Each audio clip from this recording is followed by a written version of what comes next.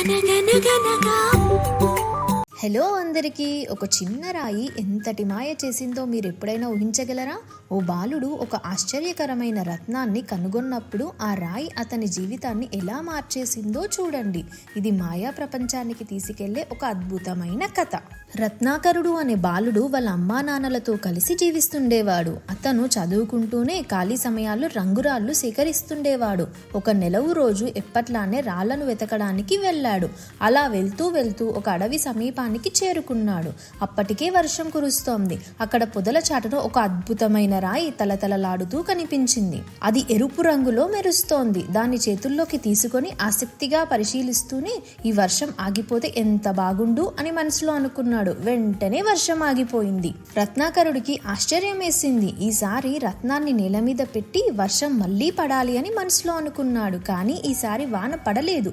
మెరుస్తున్న రత్నాన్ని చేతుల్లోకి తీసుకొని మళ్ళీ ఒకసారి వర్షం పడాలని మనసులో అనుకున్నాడు. అంతే, వెంటనే ఉరుములు మెరుపులతో వర్షం పడటం మొదలైంది. నాకు దొరికింది మామూలు రాయి కాదు, మాయారత్నం అని రత్నాకరుడు ఎగిరి గంతేశాడు.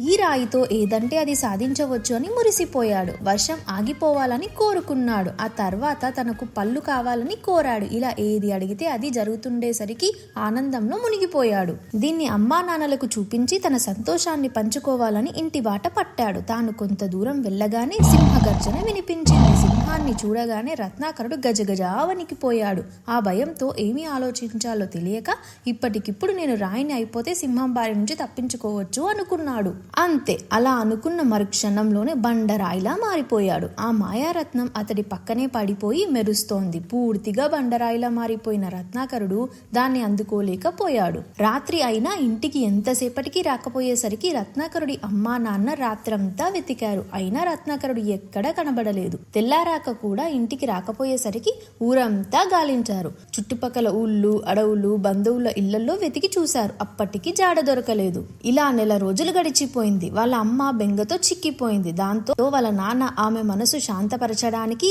ఆ బాధ నుంచి బయటపడేందుకు షికారుకు తీసుకొచ్చారు. వాళ్ళ అమ్మ బాధతోనే వెళ్ళింది. ఇప్పుడు కూడా ఆమెకు తన కొడుకు మీదే ఉంది ధ్యాసంతా. వీళ్ళు సరాసరి ఆ బండరాయి ఉన్న ప్రదేశానికి వెళ్లి కూర్చున్నారు. తినడానికి తెచ్చిన ఆహార పదార్థాలు, పాత్రలు అదే బండరాయి మీద పెట్టారు. అంతలోనే అక్కడ మెరుస్తూ రంగురాయి తండ్రికి కనపడింది. దాన్ని చేతుల్లోకి తీసుకొని రత్నాకరుడికి ఈ రాళ్లంటే ఎంత ఇష్టమో కదా అని తన భార్యకు ఆ రాయిని ఇచ్చాడు. తను మాట్లాడకుండా ఆ రాయిని బండరాయి మీద పెట్టింది. ఇప్పుడు మనతో రత్నాకరుడు ఉంటే ఎంత బాగుండేదో కదా అని భర్తతో అంటూ కన్నీళ్లు పెట్టుకుంది. నేను ఇక్కడే ఉన్నానమ్మా, ఏడవకమ్మా అని అరిచాడు. కానీ బండరాయిలా మారిపోయి ఉన్నాడు కాబట్టి ఆ శబ్దం బయటకు రాలేదు. ఇప్పుడు తిరిగి మనిషిలా మారితే బాగుండు కదా అని మనసులో అనుకున్నాడు. అంతే, క్షణాల్లో రత్నాకరుడు మామూలుగా మారిపోయాడు. తల్లిదండ్రులు ఆనందంతో దగ్గరికి తీసుకొని హత్తుకున్నాడు. అసలు విషయం తెలుసుకున్న వారు ఆ మాయారత్నాన్ని చేతిలోకి తీసుకొని వర్షం యథావిధిగా పడాలని, ప్రకృతి తన పని తాను చేసుకుపోవాలని కోరారు. తర్వాత రత్నాన్ని లోయలోకి విసిరేశాడు.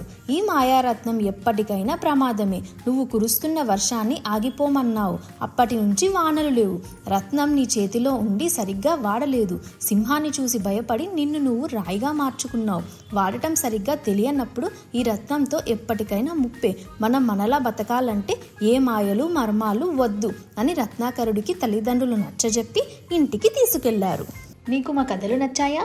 అయితే సబ్స్క్రైబ్ చేసుకోండి. మీ సపోర్ట్తో మరిన్ని మంచి కథలు మీకు అందించగలుగుతాం. బెల్ ఐకాన్ నొక్కడం మర్చిపోవద్దు. తద్వారా ప్రతి కొత్త వీడియో మీకు వెంటనే అందుతుంది.